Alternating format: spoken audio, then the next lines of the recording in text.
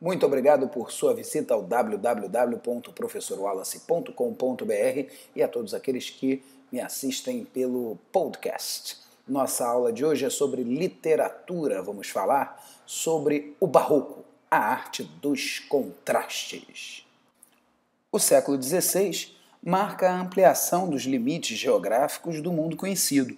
O homem passa a acreditar na sua capacidade de dominar a natureza e de transformá-la por meio da razão. O século XVII ele parece ser a continuação dessa glória renascentista que era anunciada.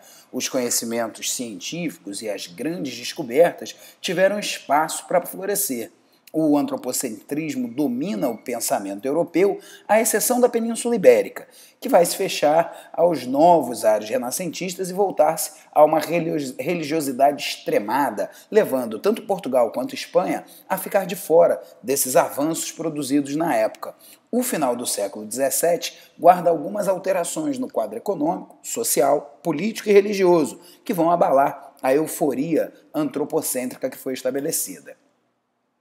O século XVII é marcado pelo mercantilismo, baseado no metalismo, na balança comercial favorável e no acúmulo de capitais. A burguesia surgia com um imenso poder econômico nesse contexto. Contudo, se por um lado a conjuntura econômica favorecia a ascensão desses setores populares, tais quais os burgueses, por outro, a sociedade não se mostrava muito aberta em relação às estruturas política e social.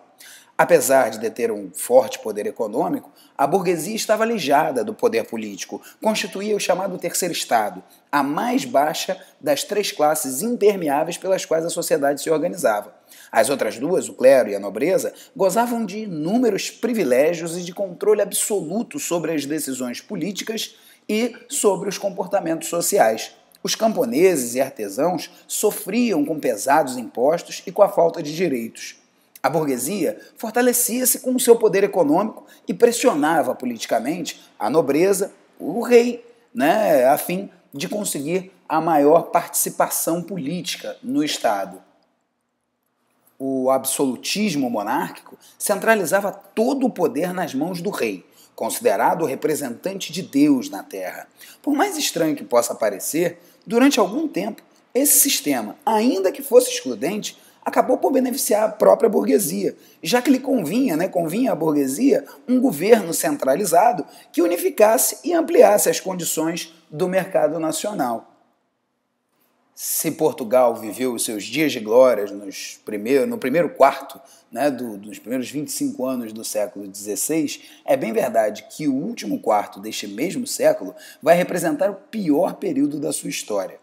A expansão ultramarina levou Portugal a conhecer uma aparente grandiosidade. Lisboa chegou a ser considerada a capital mundial das especiarias, mas em compensação, a agricultura nacional estava completamente abandonada.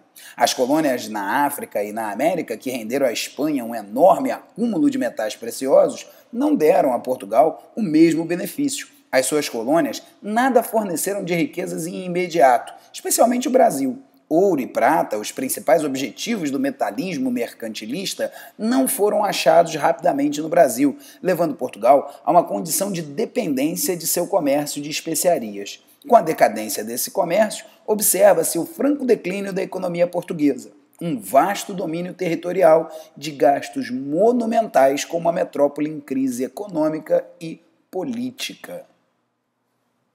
Impelido pelo sonho megalomaníaco de transformar Portugal num grande império, o jovem rei Dom Sebastião vai partir para a conquista de terras africanas e vai desaparecer no meio dessa derrota na chamada Batalha de Alcácer Quibir, em Marrocos, sem deixar descendentes. E esse seu sumiço deu origem ao chamado sebastianismo, um movimento místico que ocorreu em Portugal por conta dessa morte do rei Alcácer Quibir. Pela falta de herdeiros, o trono português acabou na mão do rei Filipe II de Espanha, como a gente vai ver daqui a pouco. Ele, na verdade, esse processo do sebastianismo, sebastiânico, digamos assim, ele vai traduzir uma grande inconformidade com a política vigente com uma expectativa de salvação.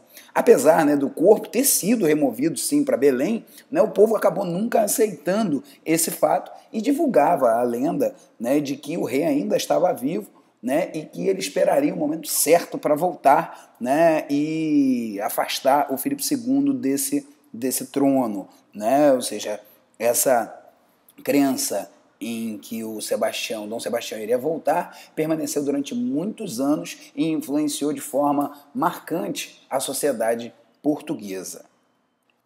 Como eu falei, 2 anos depois do sumiço do Dom Sebastião, né, do rei Dom Sebastião, Filipe II da Espanha vai anexar Portugal ao seu reino e consolidar a unificação da Península Ibérica. Como eu falei, o desaparecimento do rei, né, ele leva a uma imensa amargura do povo português, uma grande melancolia, né, que dá origem ao tal sebastianismo, como a gente já viu, né, essa ideia, né, ela é interessante porque esse rei voltaria, né, e conduziria Portugal à glória, transformando-se naquilo que se chamou no Quinto Império. A gente vai verificar que até o próprio Padre Antônio Vieira, um dos grandes nomes do barroco, né, brasileiro, né, vai ter a sua crença no sebastianismo. Mas, né, com a unificação da Península Ibérica, a Contra-Reforma se fortalece e o ensino torna-se praticamente um monopólio na mão dos jesuítas, além de se estabelecer uma forte censura eclesiástica, né, um obstáculo praticamente intransponível para qualquer avanço na área do saber. Enquanto a Europa vai experimentar um novo tempo, um rico tempo de descobertas científicas, a Península Ibérica, né, vai ficar afastada dessas inovações tecnológicas e descobertas do saber, vai permanecer como mantenedora de uma cultura medieval. Vamos falar um pouco sobre a estética do barroco. Né? Barroco é a denominação dada às manifestações artísticas do século XVII, daí também ser conhecido como seiscentismo. A palavra barroco tem uma origem controversa, mas a hipótese mais conhecida versa que o nome designa um tipo de pérola de forma irregular, imperfeita, desigual, assimétrica. Essa aí que você vê na imagem à direita, em contraposição às pérolas comuns que você vê na imagem à esquerda. Tá? A estética barroca, ela guarda as qualidades da pérola que lhe nomeia, já que representa o intenso conflito interno do homem de 1600, né, dos anos de 1600. Por um lado, o racionalismo e o renascimento, por outro, a Contra-Reforma. Essa antítese vai se retratar no estilo, gerando assim assimetria, confusão, rebuscamento, paradoxos. Né? A própria orientação da igreja à arte fazia-se na direção de que fossem produzidas obras que cooptassem o povo, apelando diretamente para o sensacionalismo e para uma intensa emocionalidade. Este paradigma imposto mostrou-se rapidamente paradoxal. Se por um lado pregava a fé, valendo-se de todos os meios para a sensibilização, né, do público, a sensibilização dos sentidos do público, por outro lado, criava um estilo intensamente sensual e espiritual, tá? A gente vê aí a imagem de São Francisco em êxtase, a uma pintura de Caravaggio. A gente percebe claramente o contraste, o conflito, né, entre a luz e a sombra, além do chamado corte diagonal, né? Nós percebemos claramente, né, uma marca diagonal que vai da ponta esquerda para baixo, né, ou seja, do canto inferior esquerdo até o canto superior direito, como se houvesse uma linha diagonal e apenas de um dos lados, apenas, né, do lado, né, direito, a ação acontece, o lado esquerdo ficando totalmente entregue à escuridão.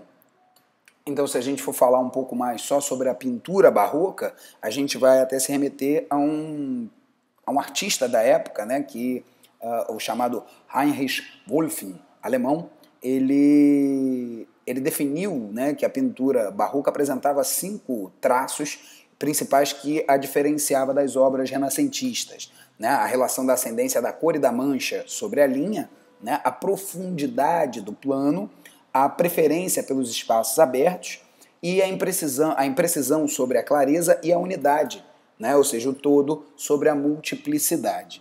Né? Para conseguir o efeito de um espaço dinâmico e profundo, os artistas barrocos costumavam empregar primeiros planos destacados, com objetos aparentemente ao alcance do observador, justapostos a outros de menor tamanho em um plano de fundo recuado. A gente percebe, né, isso especialmente aí na pintura do Rembrandt, né, o sacrifício de Isaac. Né, o primeiro plano parece muito mais próximo, parece a nosso alcance, enquanto o fundo parece ser bastante distante. Tá? A pintura barroca, ela também guarda a preferência pelas linhas diagonais, pela assimetria. Né? Você pode notar que a diferença entre o Renascimento e o Barroco estaria exatamente no equilíbrio. Nós não temos aí a relação de um equilíbrio, nós na verdade temos cortes, né, diagonais, contraposições, né, ou seja, os elementos assimétricos. Tá? A preferência também pelas formas curvas, pelas formas espiraladas e até mesmo um certo desprezo pelos limites físicos da obra. Né? Parece que a obra se organiza de forma tão livre pelo espaço disponível que dá a impressão de que a cena continuaria fora dos limites da moldura. São muito comuns os contrastes de luz e sombra. O seu uso, né, esse uso de contrastes, deu origem à escola chamada escola tenebrista. Tá? Essa intensa oposição entre luz e sombra confere um aspecto monumental aos personagens e, apesar de se mostrar um pouco exagerada, é uma técnica que aumenta a sensação de realismo, tornando mais enfáticas as expressões faciais, nas quais a musculatura adquire um certo aspecto de escultura e na qual também se ressalta o primeiro plano e o movimento. É essencialmente uma arte dinâmica. Tá? Simultaneamente, a existência de grandes áreas escuras destaca a pesquisa cromática e o espaço iluminado como elementos de composição entre eles, né? Ou seja, a relação oposta entre eles os destaca como os elementos de composição das telas. A enorme preocupação a qual era submetido o homem seiscentista o levava apenas a crer que a vida era breve, né? A efemeridade da existência, restando a ele apenas aproveitar o tempo que lhe restava, aquilo que a gente chama de carpe diem, aproveite o dia. Mas longe de ser positiva, essa é uma atitude pessimista. Devia-se aproveitar a vida, pois a morte já chegava.